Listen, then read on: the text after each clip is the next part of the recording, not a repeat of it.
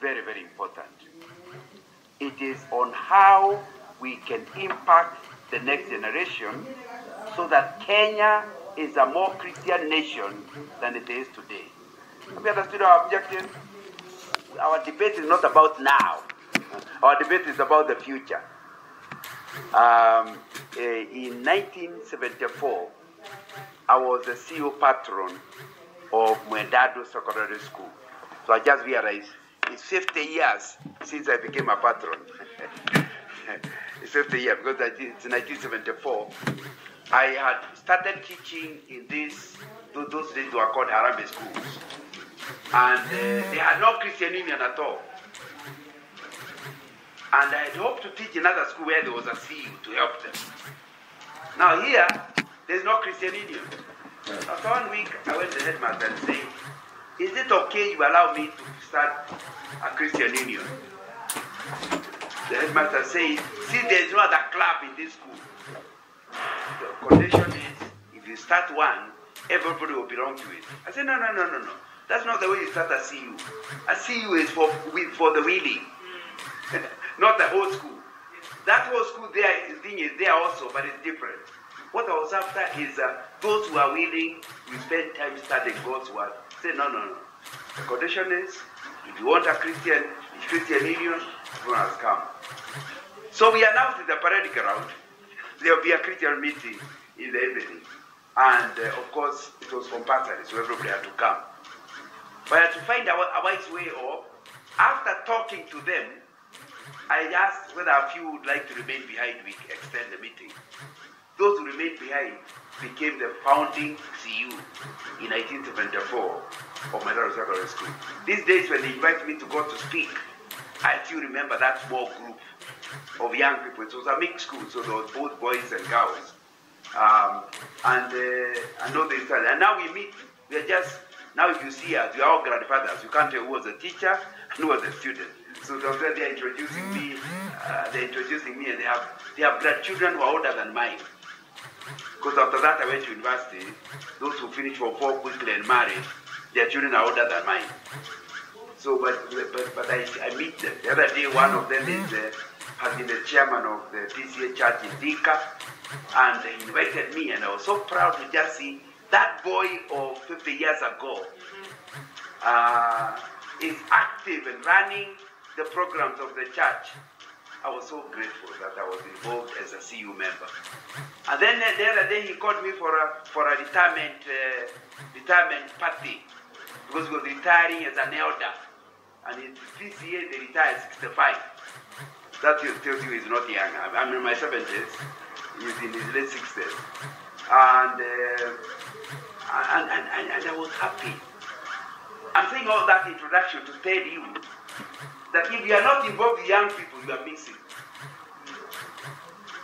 Because young people are the future. When you are in your 70s like me or older, and you are not able to run around, these days when you sing for too long, I sit. I'm not embarrassed about it. Because I know if I stand as long as you are standing up, you may have to take me down. But that changes. But at that time when you go meeting people, you know, last night I was in the men's meeting of Sitam Dikatau. And after the meeting, one person, the one meeting, the chairman of the men's fellowship, said, I first heard Mr. Nganga as a Form 1 when I was a Form 1 1993, because it's more than that years ago. So he's trying to make it look like it's a long time ago, which it is. That year is not sure. Now, when we finished, another one came and said, you were 30 years. Me, he spoke to me 1983. So it's 10 years earlier than you. And they are competing about what, and they can remember what I say. Like the pastor speaking, he can even remember the sermon. And I say, isn't it enjoyable old age when you work with young people? Now, there's nothing wrong with working with old people also, but be aware. When you're investing, we always invest where you have the highest returns. ROI, return on investment. So, when you work with old people, there is still a return. but not as high. Somebody went for a mission, and when he came back, he was asked, how was the mission? He said, it went very well. 2.5 people got saved. He said, 2.5 people? What does that mean? Oh, we understand. So there were 2 adults and 1 child. He said, you don't understand. When an old man gets saved, he only gives a fraction of his life for the service of the Lord. When a young person gets saved, he gives the whole life. So actually 2 young people and 1 adult who is a half got saved. Because the old man still will go to heaven, but you have done very little for the Lord. So when you work among young people, you are getting the higher ROI, return on investment. So I still work among yesterday I was with the men. Some of them were full of gray hair. But I do know that I will get a return. But not as high a return as when I work with young people. So to be a CU patron, like I was in 1974, is to enrich your old age with the stories about the impact your people will. And now I can see some of my people are now even retiring. That's why you have to keep talking to new young ones. And it's a critical thing that you understand that. Now, we don't have all the time, so I may not spend as much time as just explaining my stories. But I want to answer the question, why and how should you get involved in high school ministry? Why and how should you get involved in high school ministry? Because that's what we are here talking about. There are many teachers in the school and they are not involved. Some of them because they are not Christians, but some because they are Christians but don't see the value. In fact, I was speaking in a school last Sunday. It's not a long time ago. Last Sunday I was speaking in high school. I'm still ministering in high school myself. And the patron did not show up. So he explained, we talked of course I discovered the school did not have Bibles. So I now went in the middle of the week, this week, I drove back to Nyandarua and gave them Bibles. Now the teacher was in because it was during school time. And they explained to me, I can't come on Sunday because I'm very involved in the church. These are patrons who say they are patrons. There is a boarding school, they have a Sunday service, and they don't even attend it. Why? Because they are involved in the church. But as Tobias, if you have people like that, throw them out. You have no business calling yourself a patron, sitting here, helping Brother Mao to run the department. You have a more responsible, higher return idea for you to be coming to church. Am I communicating? Or else you time. Don't be a patron. The moment you choose to be a patron, it will be important that you attend the Sunday service. Why? 3 reasons. Number 1, the students now start valuing. They believe for the teacher to come, that this is a very important occasion. Are we together? Number 2, a lot of administrative issues about making noise, disorganization happen when there is no teacher in the Sunday service. Number 3, which is important, some of these preachers are cultic. And the students will not know they are cultic. I still remember being invited in Kenya High, that's my number in the 1980s. And I the topic for the day, I think it was a Thursday, or maybe on a Thursday. So from work, I drove straight to the school. When I reached, the CU patron was waiting for me. Says, don't worry about the topic we gave you. We want you to deal with an urgent matter. Said what? Somebody came last Sunday and told the students that when you are born again, you don't suffer. And used various verses to prove to them that if you are sick, is a sign the Lord has left you. Because sick people, Jesus died for us. How can we get sick? So if you start coughing, it's a sign there's a sin in your life. So the whole week, if you got a cough, you heard it. Because the other CU members will know you are backsliding. And it was causing such chaos. the patron told me to deal with that. Obviously, I'm not prepared. And to pray God, as we walk towards the meeting, God will give me a message. But that's a patron who listened. Are we together? Many, you are called a patron, but many of you, the preachers coming, are giving all kinds of messages to the students. And you need to be there to de-preach. You know, the Celtics preach. Now you de-preach. And you can do it in a very clever way. Sometimes even the preacher doesn't have to go. You say something that makes the student know that that matter needs to be reconsidered. Are we together? But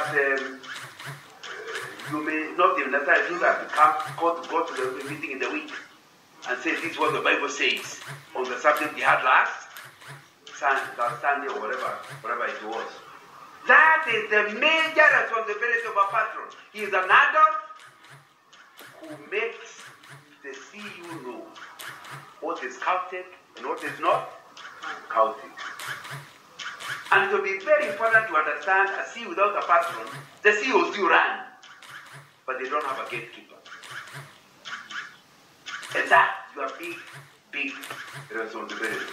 So it's a real pity that when you get people calling themselves patron and have agreed to be elders, and once you are an elder, you have to appear every Sunday. What's your job?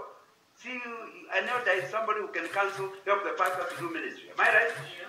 So they must be in church every Sunday. So a patron must refuse to become an elder.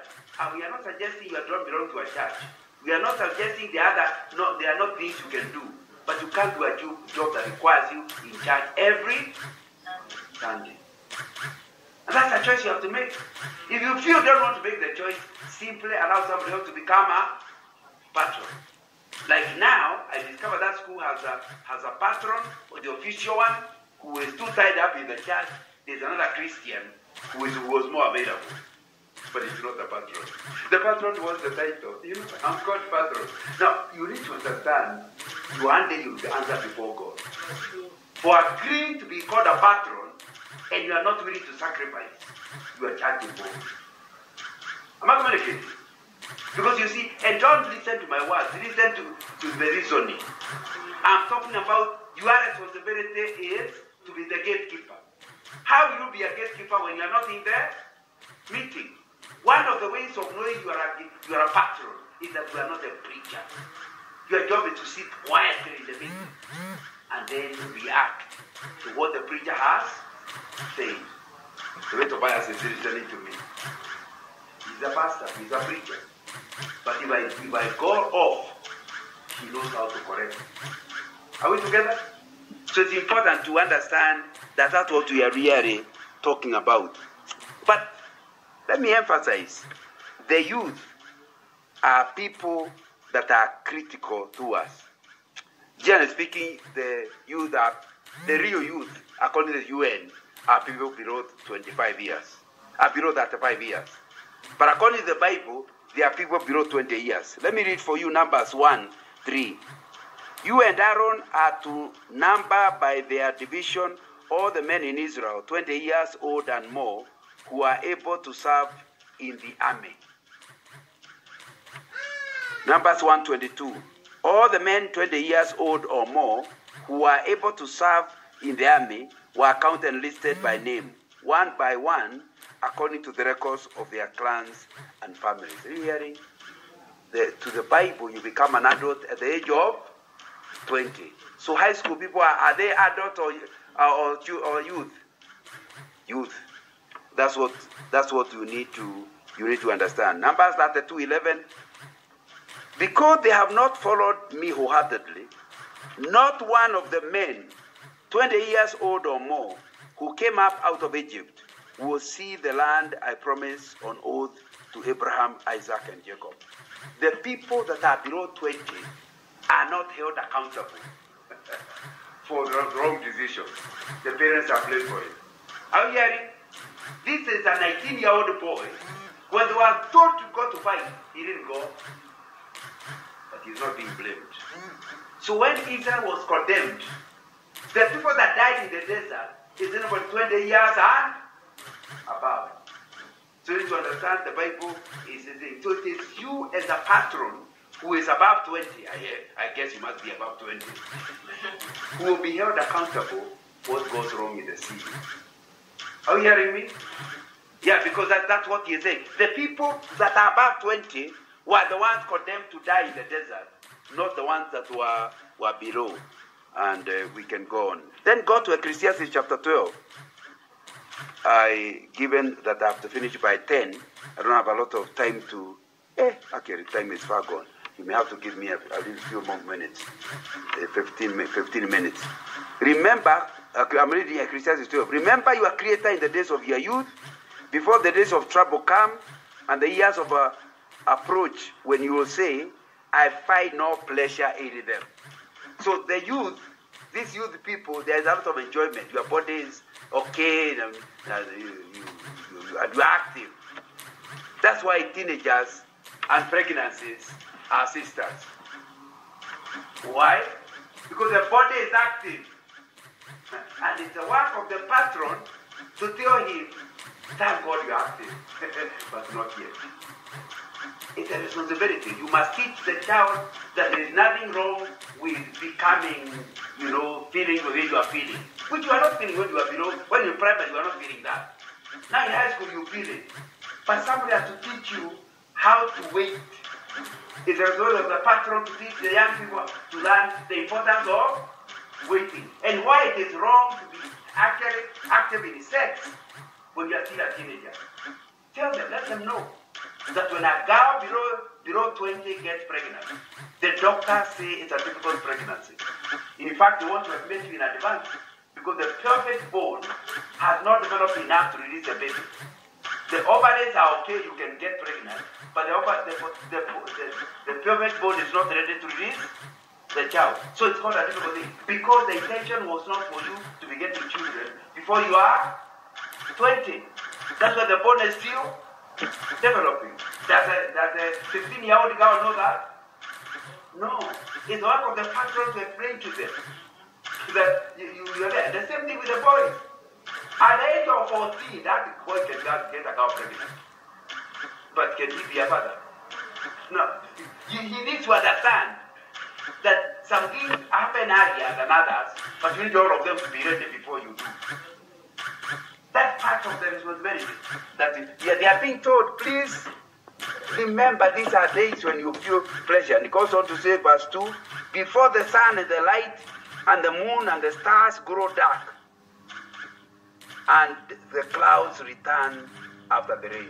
The days of youth are days of possibility thinking. When nothing looks dark to you. Young people, and I'll be coming to it in a bit, have a lot of opportunities. I would like you to read the whole chapter for yourself.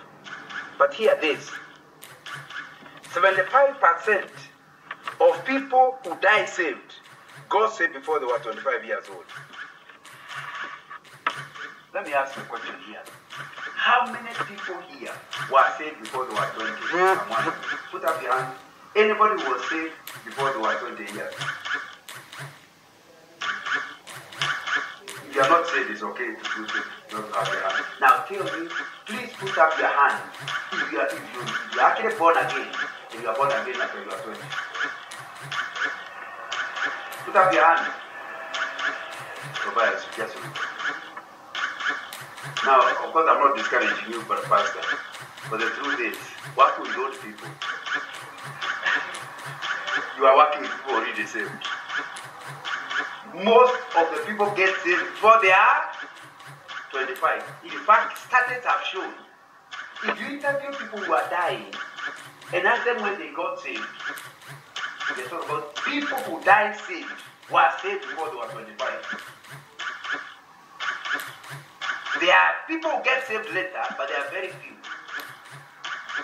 So you need to understand then, if that is the truth, then we are in a hurry to ensure nobody leaves from 4 before they are born again. Because when they go to university, they will not even come to see you. Am I right? Yet in high school, they are compulsory meetings, they are chapel, they are everything. Those who don't get saved, my friend, that used to come to Chuka. You know the CU is full of people, but they are still a very small fraction of the total. So you need to understand, high school CU is a fertile ground for conversion. That's why this church must get involved in high school. We must encourage members of the church. Maybe one Sunday per month, not at every church, go and speak in a high school. Am I communicating? So they can support the patron. Because that's where the return is. If you don't do it during high school, that's why someone was asking me the other day, you are still preaching high school? Yes, you have just had a Sunday of speaking in high school. Why? You say, no, that's a fertile ground. I'll still speak everywhere. Tomorrow I'm in Moraga University, I'll still speak in the university. And last night I was with the men's fellowship.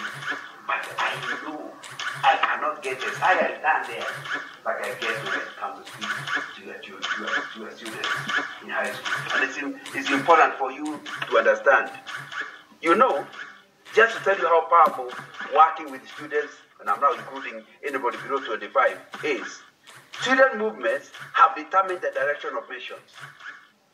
And I don't have enough time to go through this, but I would like to refer you to a book on the history of International Fellowship of Evangelical Students, IFES, which is in Kenya we call it Focus. And the other day I read the book, The Day of His Power, tracing the student movement from 17-something to date. Every revival, national revival that has happened, it normally begins with students. Missionaries begin, and missions begin from youth. But even more important, to try to get people to become missionaries after they are married and they have children is a tough thing, isn't it? The wife has to negotiate with the husband, who are you living with? But when you are single, chochote chaveza, you don't care. So most of the things you hear, nations have changed. Like, ask yourself, here we are in Machakos, the big church is AIC, and you have Scott Eureka College. Where is this called Scott? Because a young boy, early 20s, called Scott, who has died, I saw the grave not too long ago, who died within a very short time.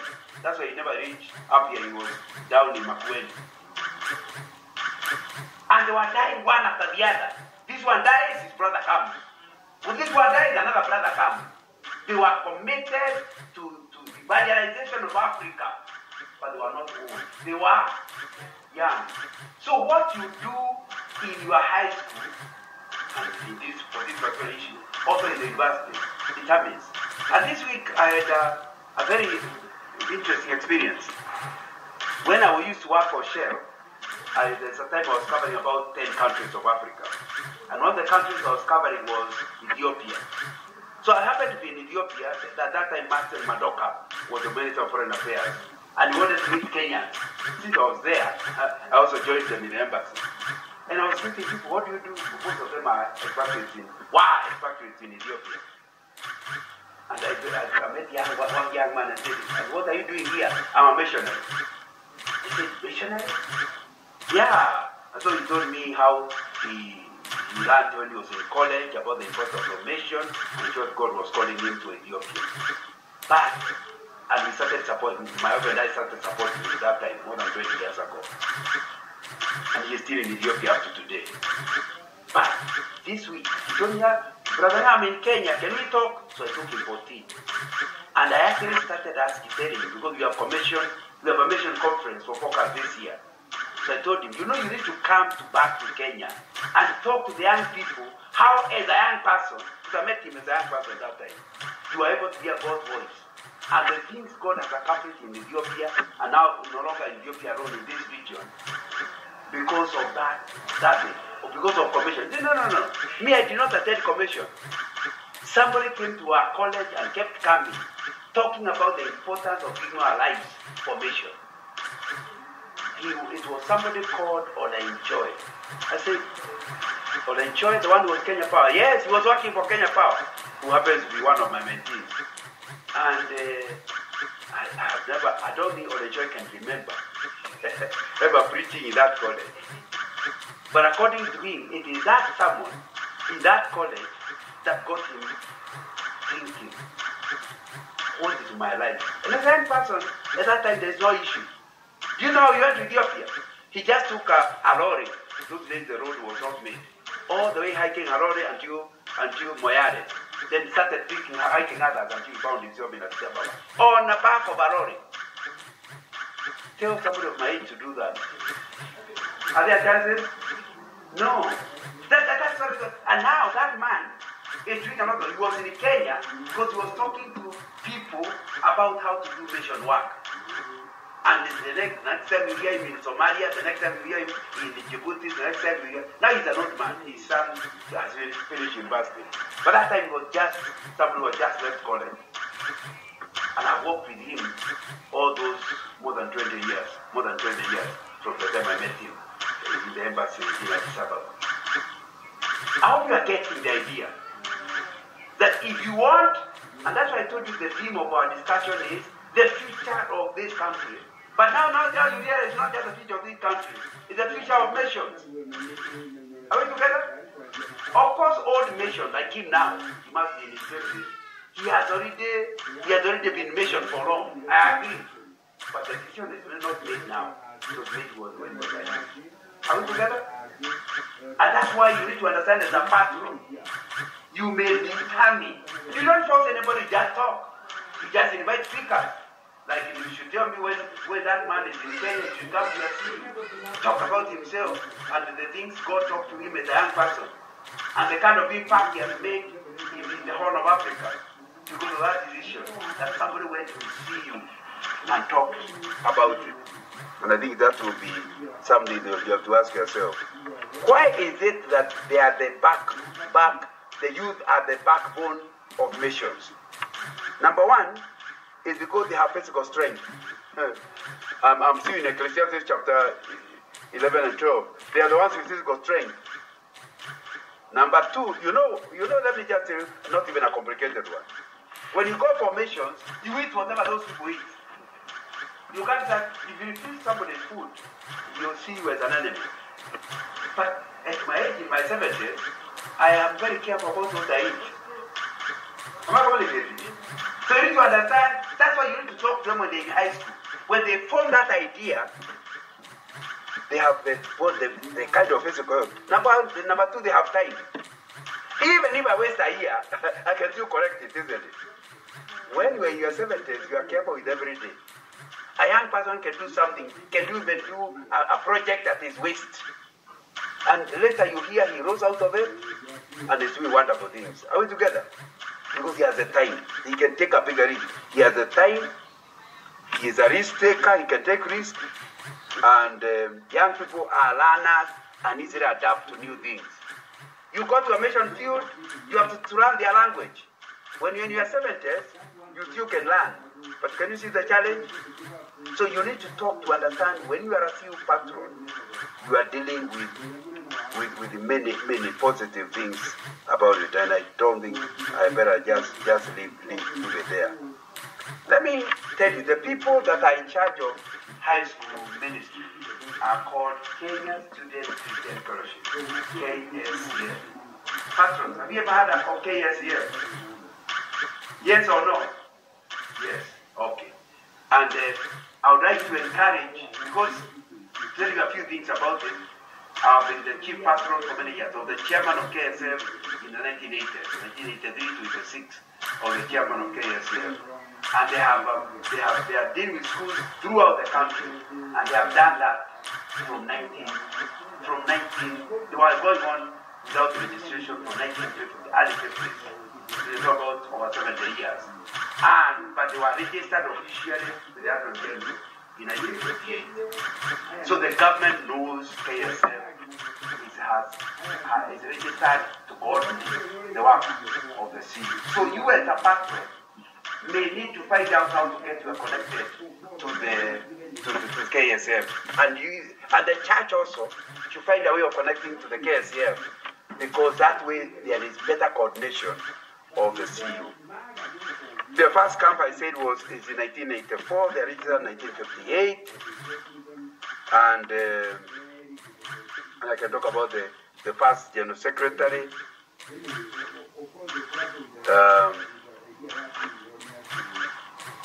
can go on.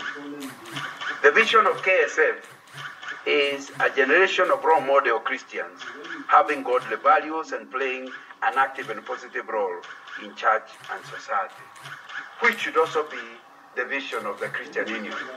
That you are aiming at creating a role model. We are aware the CU is a small fraction of the school. Am I right?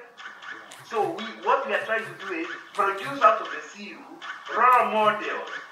When they are lawyers, at least you know there is a Christian lawyer. When they are engineers, we hope there will be a Christian engineer. Role modeling for Christ. So every corner, every industry will have somebody who is following Christ. So role model. That's why I'm saying their interest is that they will produce a generation of role models, and we can go on. I want to read 2 Timothy chapter 3, verse 14, just to see what the kind of young people we want to produce. But as for you, continue what you have learned and have become convinced of, because you know those from whom you have learned it, and how from infancy you have known the Holy Scriptures, which are able to make you wise for salvation through faith in Christ Jesus.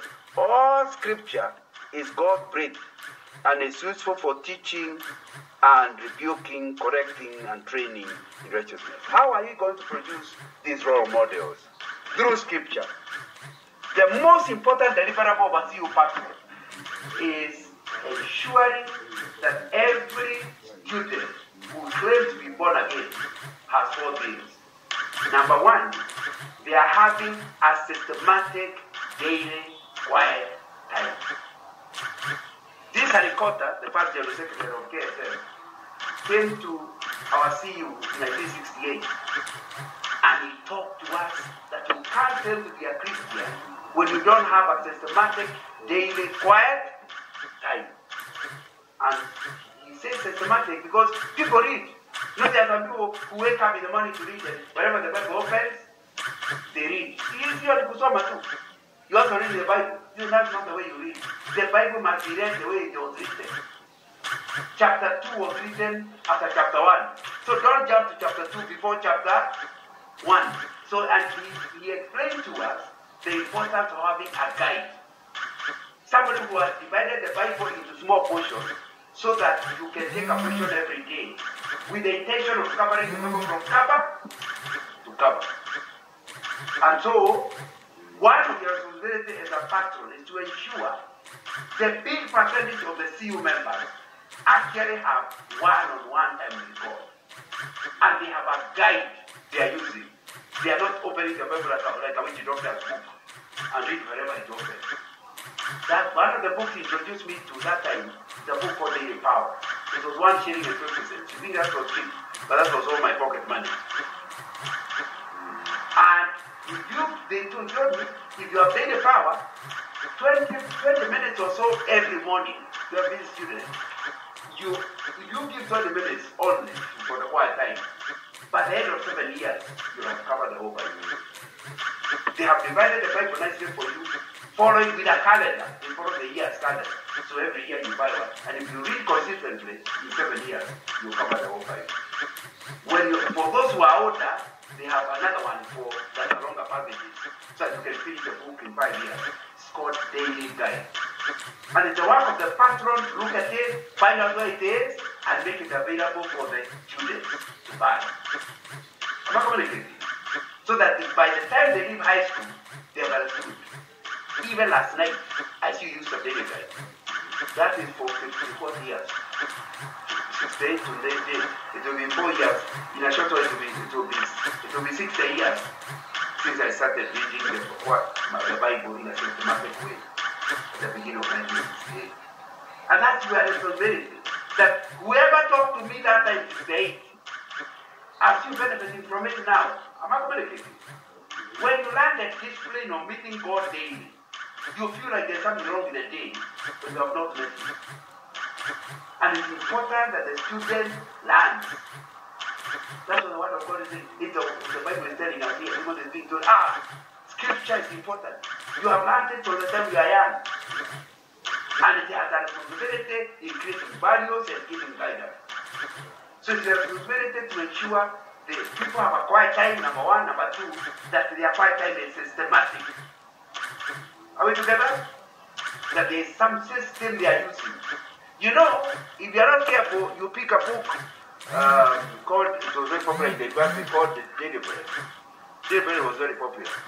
But unfortunately, if you use Daily Bread, even after that years, you still have not covered the Bible. It takes a verse, and then the commentary is so rich. But you've already just read our verse. Tomorrow you pick a different verse from somewhere else. So even if you follow Daily Bread for 20 years, you still have not read the Bible.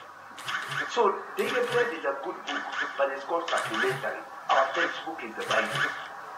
So have a system that makes you follow the Bible from cover to cover.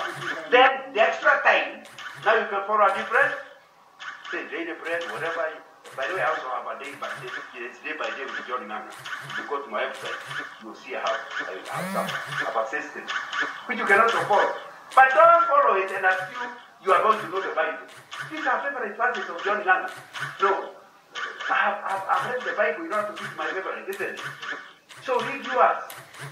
And you need to understand the important thing is teach the young person to systematically follow the Bible from cover to cover. From 1960, I don't know how many times I've finished the Bible from cover to cover, back cover to cover, back. I've covered it many, many times. What that means is when somebody is teaching somebody counting, okay, wait a minute. And that's one I have never heard. And although I may not reject it immediately, I'll be very suspicious and I'll go to check. That's why the Bible says, thy word have I hidden in my heart. What the result? That may not sin. And that's what the PU patron is expected to be doing. My brother, my sister, you're not doing a good job until you can get the majority of your students to have a systematic way. I know these days there's something called morning glory. And even in schools have had a morning glory. Am I right? That's a very good thing. So not in our time. That's a very good thing. But don't go for morning glory before you meet the Lord one-on-one. Quiet time is called quiet because not two people are welcome. Just me and God. In fact, the scripture on a book for primary school is called God and Me. Or the topic that is called God and Me. Teaching a small child to know how to meet God on their own. And that's your responsibility that we are talking about. It's something you need to ask. So, as a CEO patron, you must see that as one of your most important responsibilities.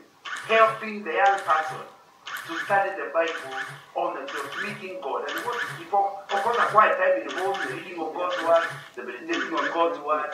It also means a time of prayer and repentance. And it also talks about a time of making requests to God. It's all within the quiet time. Number two, if you really are a good patron, you need to assist them in getting materials for group Bible study. Group Bible study. You are not running a good Christian living if there is no group Bible study.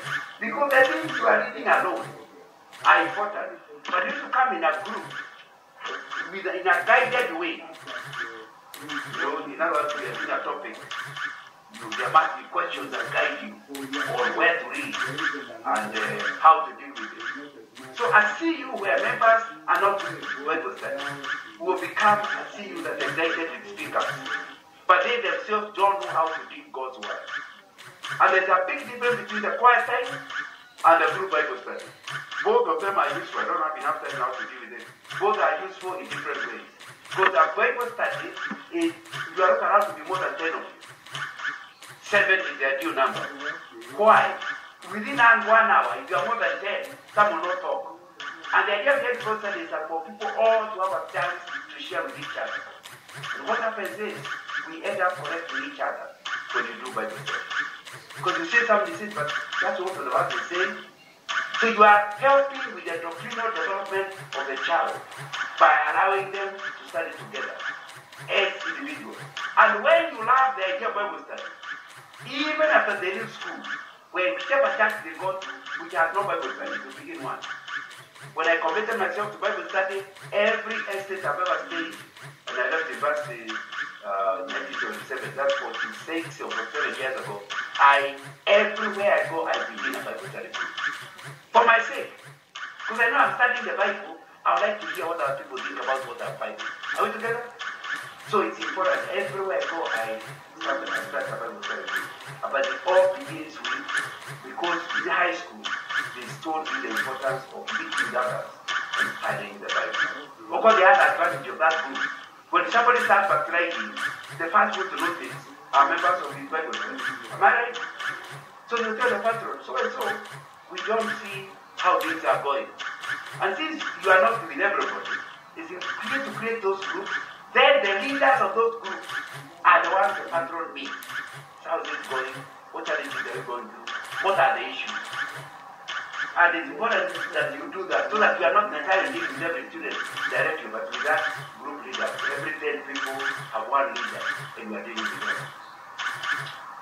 And that's important, that if you really are going to be a good patron, you ensure they are good Bible study. Number 3, that you teach them the issue about leadership. And that's why you are allowed to have guided democracy. Why I call it guided? Because you cannot allow someone who is not born again to become a city chairman. Okay, my point?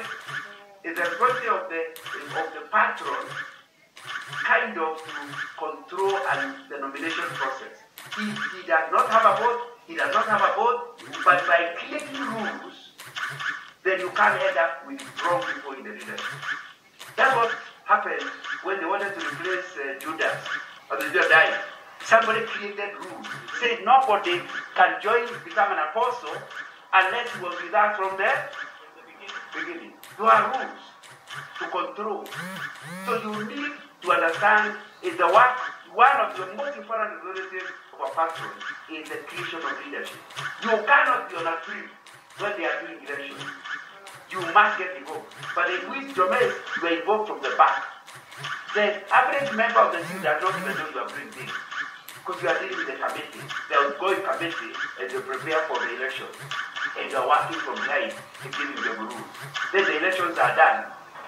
And nobody announces it until you have the list.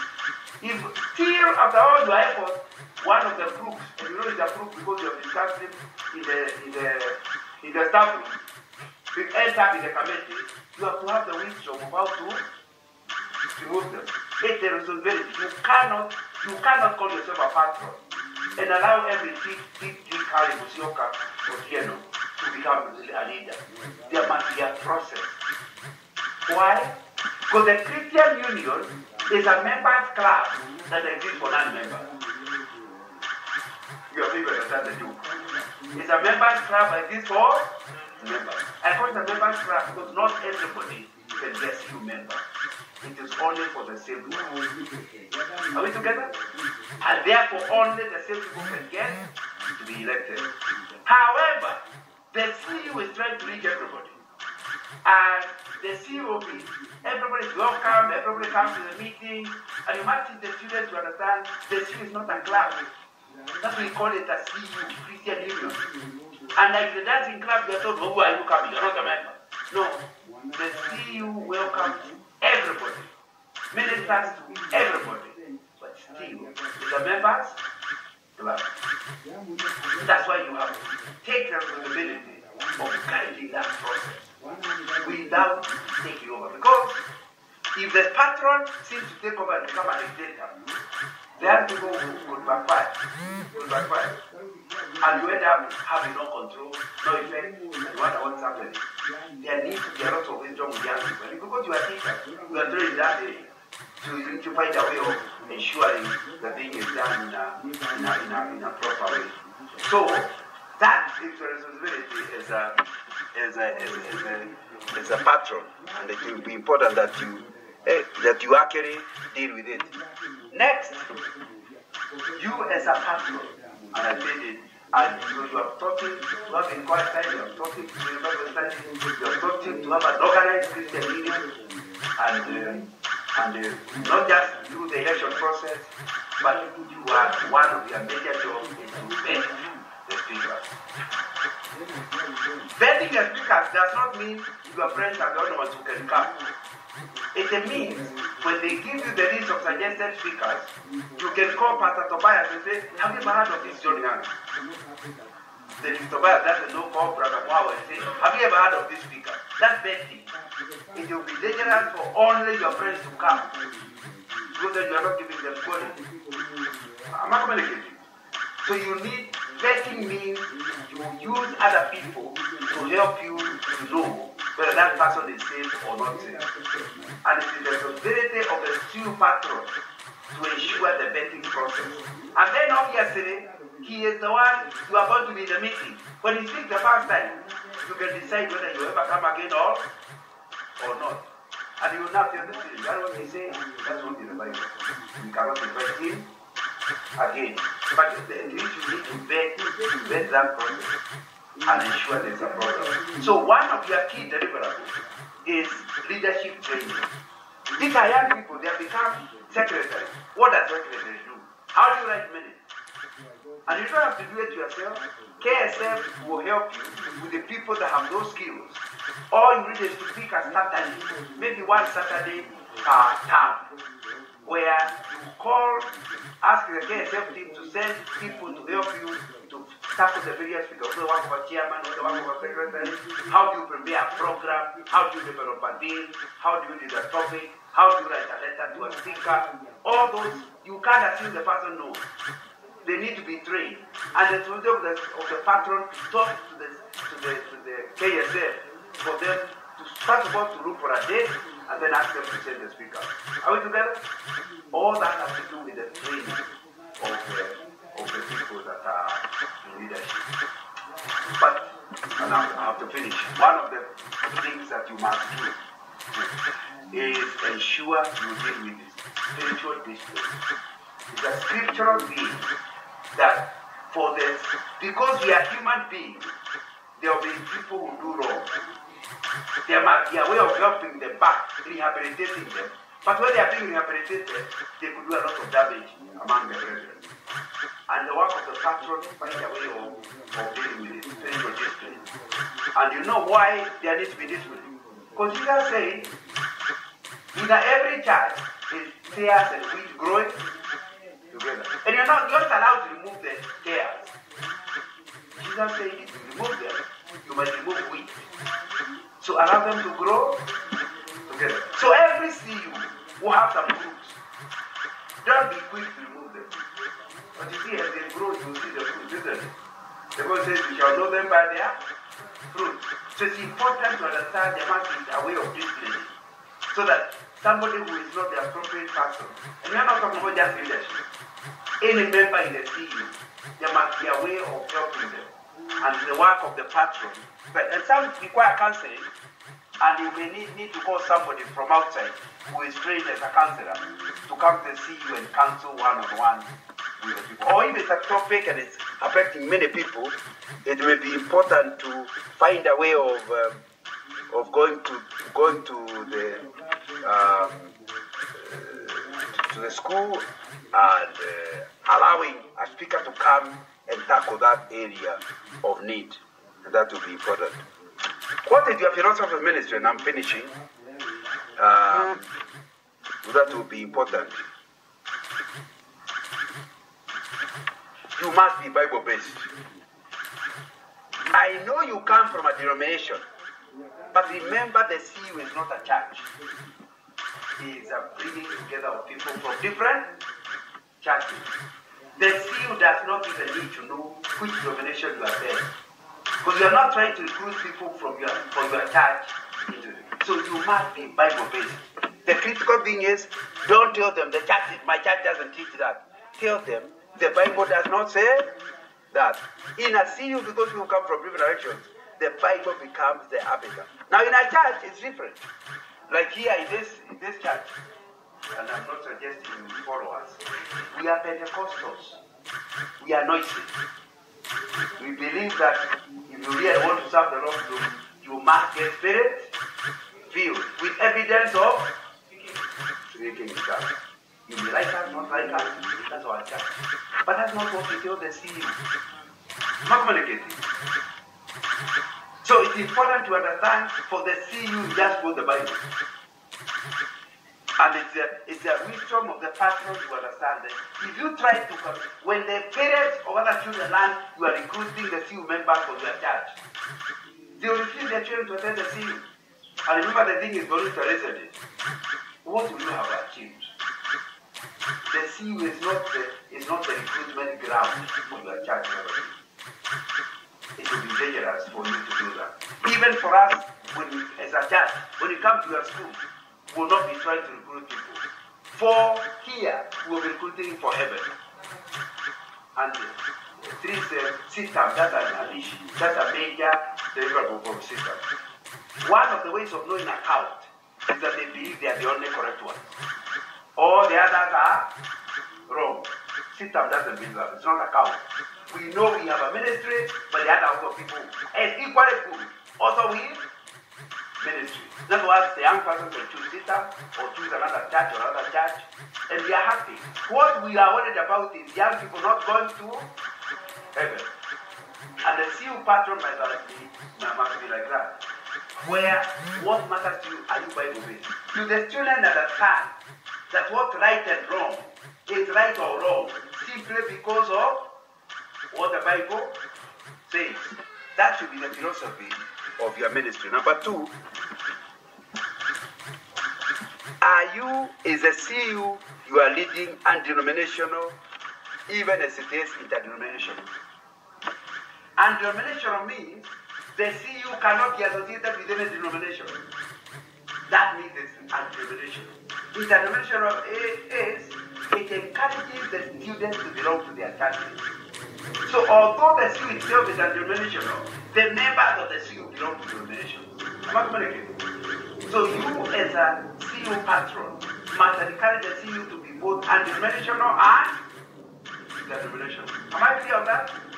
And that's the philosophy you deal with. So here you are encouraging every student over the holidays to belong and be active in a church.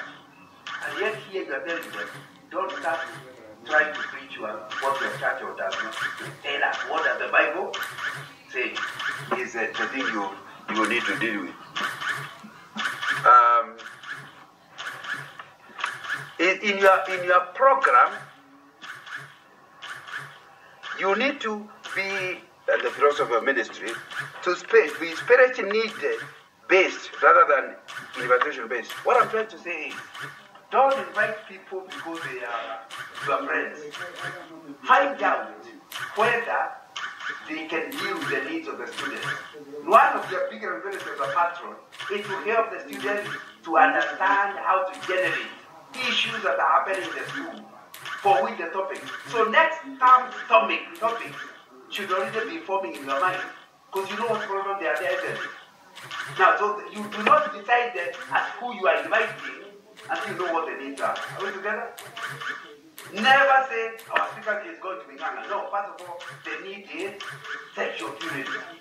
Then you say, who among the people is good at the topic of sexual purity? And don't invite somebody before you find out whether he injured himself.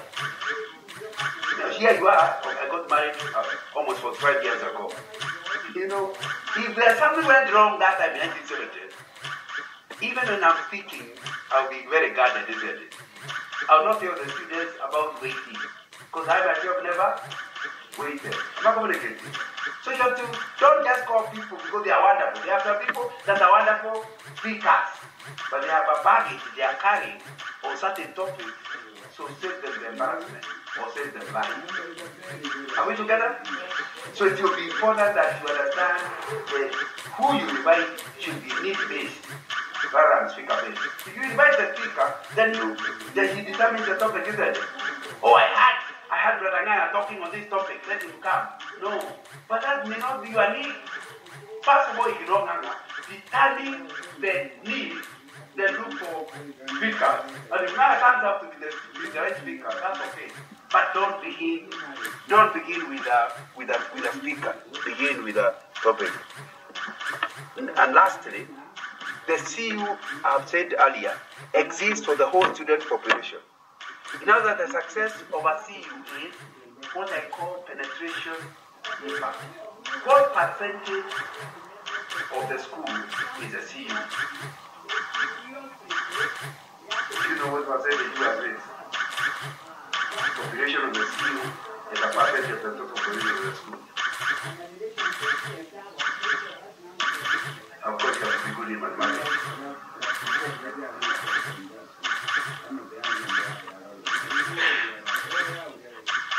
You know what you're saying? Out of every 10 students, 4 are saved. Sorry? No, we have got the saved one. Remember, the CU is a member plan for saved people. And the D for non-member. So attendance is different. You don't know about people that are saved. I haven't found anybody who got beyond 20%. That's how we know Kenya is not a Christian nation. Are we together? But that's what we need. So you need to get you to understand. You know, I got to the university and science zone is overflooding. You say, what's the big Christianity? But it has what's population? 30,000. And how many are these? 3,000. So what percentage are 30? 10%. By that time you wonder, it's such a big deal. It's not big. I'm not communicating. Should actually be bigger. Are we together? So even in your CU, that's the way you need to understand it. That is your responsibility to reach the whole school. The people who come to CU are not your only target. Your target is every student who comes from 4, not really from 4, because they have been confronted with the gospel. You can't save them, that's not your job. It's the Lord who saves them. But they need to have heard the gospel. So you can say, this one have rejected. You know, sometimes we say students have rejected, they don't even know what they're talking about. You know, there's a person who believes that to be saved is to wear a long dress. So what they're rejecting is long dress.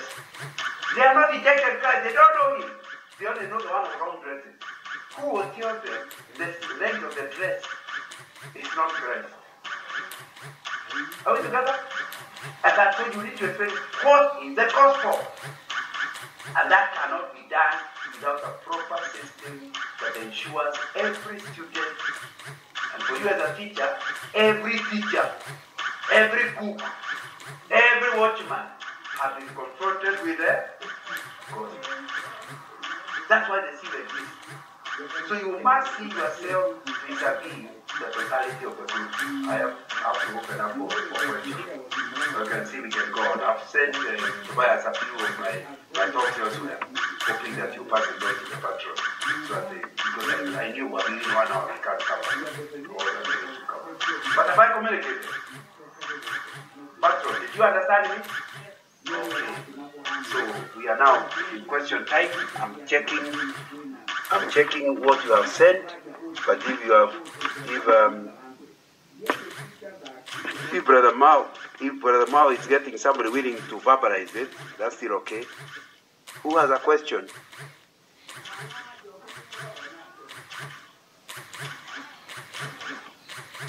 Brother Mao will give you the mic.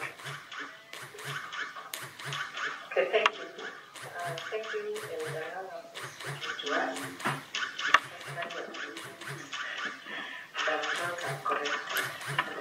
That's what Timothy says. Yes. I thank God that I acted that was to come.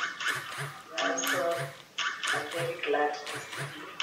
I know you don't know me, but you've spoken to me when I was in college. Okay. Yeah, many years ago. In the late 90s, in KU. That's not that. Yeah, when we were working Science in Zone. Science Zone 39. Yeah. Yeah, so I've listened to you. And when I saw you were the one speaking, I was glad. I wanted to hear you. And you taught me insights that I have not learned. And so going forward, I believe God, with the help of God, that I will be able to do something. I've served in the CU for long, since I started working under people. But some things, I've also attended KCSF meetings. But some of the things that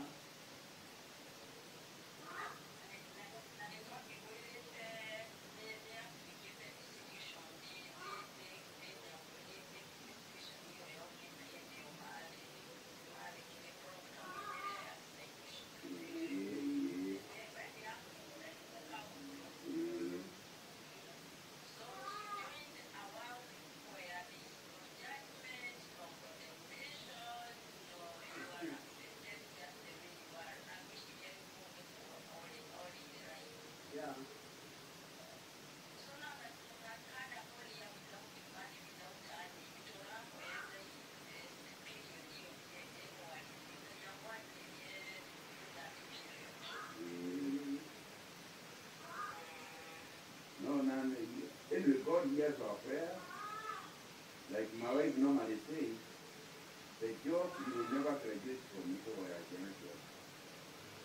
They have not graduated on this.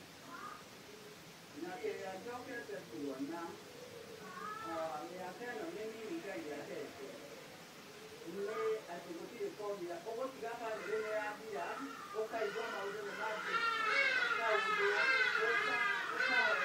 by God, lose none or a bride, yes? Or if I'll come with it. One I will look here, Mara, did you walk? Man, I mean, what the lady, in fact, may another person to Mabu, so I'll be them with my traditions and then here.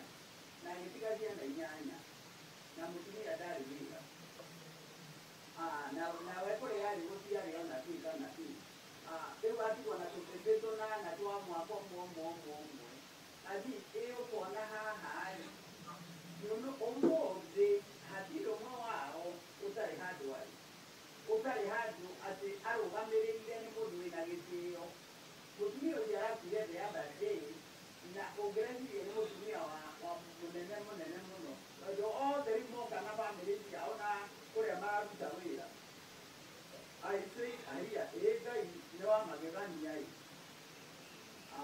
it we never saw it coming, but the Lord is a provider. The Lord is leading. Na nekio kia energy ya mapama kaikara more I can't understand. I don't know how to make sense out of this, but I know there is a God in heaven. Yeah. Leo yeye none sema uno ba ema ko dai wewe kugura kujora kiwa ngozani ndia na limo no pio kiana yake rioted embarrassing and making a laughing stock, but that man remains in the Lord. You know, in fact, my sister, they all came back to the Lord. They Marasa more than Yatiana Yao, they would have to cut together and make a more children. And I say, in fact, by the time my parents died, they never saw it. But what I'm seeing, let's never get out of one to show how you sort it out, but he knows now what they are doing. So that's what I would say. So to make more than that, Makidia people to see how we are. If they do what they could or come or can you know what company regular. They think you have to contract your more there, show what you are, if you can depress it or the door, I put a key. Lucia Konaka, you can go to take your eye 100 what I show. And it is so erratic. It's a new way of life. It's what? In the name of continually trusting in the Lord with all your heart and not relying on your own understanding. So it's another word. Na nikuwa azimwe we have to pray to do one also there hata ninaki yetu na dalaibu atenda kwa yako dalaibu this is believe they are led for it na dali nake do what this so I am saying my observation is better remain firm in the Lord and I never ma dirani lo ya Kenya hii. So we need to hold on to that promise. That in Gaikiana, there will be mighty in the land. And that's the Bible. And where that is how will they be mighty? That is our own.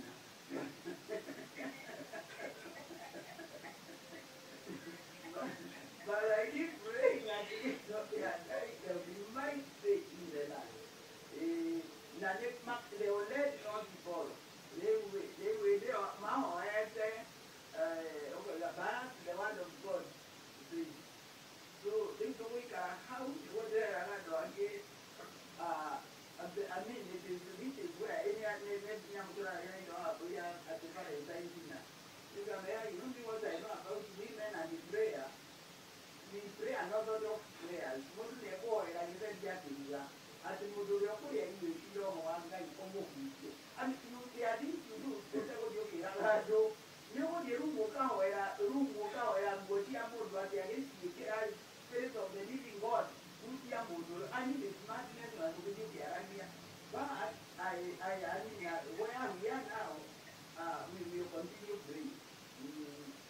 know they are told and they were one man.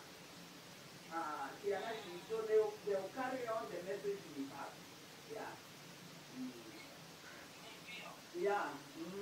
So I'm grateful that at least people can like you I believe in the area of my son and you and I do I am not able to say that I got my beautiful spirit yadima. Makiajakona yodo meaning one I was okay at the real name of Yamamoka. But when we thank God, we see more of Him. More than you are at the end of Mara on a new Gomareki on a new year or your thank you more than because I know you are God and you become out of my name. Yeah, so to me that's where I remain. Yeah. This is from the Lord. Now I can't get the whole picture and yeah. Yes.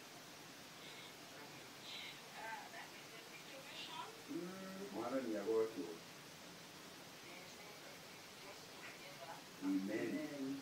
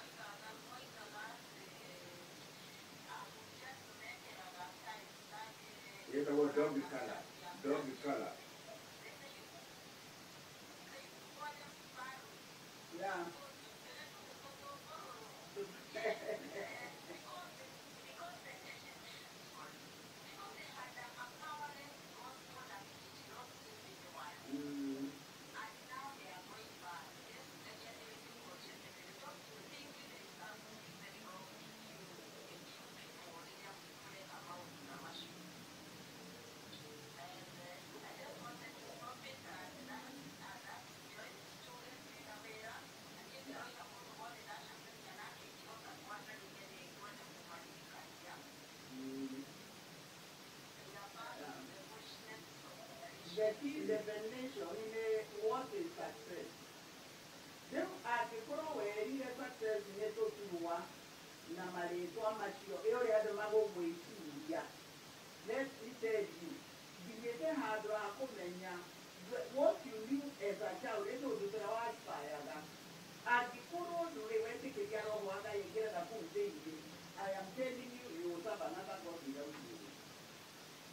So we need to be very clear what is success.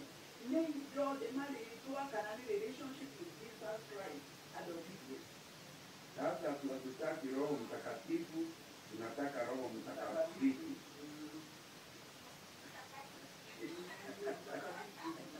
Hatutaki Roho Mtakatifu, tunataka Roho Mtakatifu.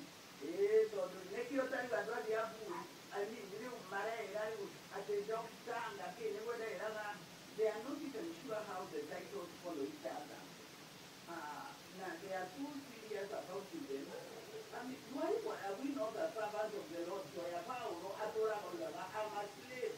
I'm a servant. I don't deserve this. How is it that we are to deserve it? Anyway, Mwadhani Amora Azime, Mwokono Akini Akiega. Thank you very much. Thank you for calling. Pray, as you pray, may the Lord give you the word for Friday. Amen. God bless you. Amen.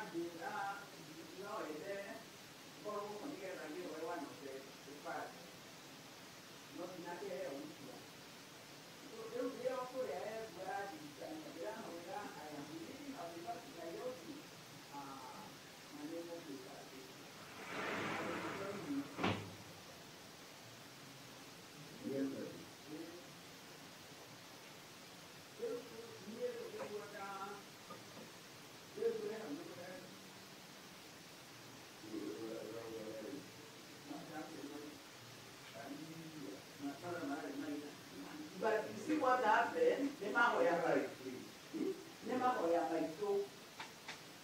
see, Mahoya was the same thing. Now, Mahoya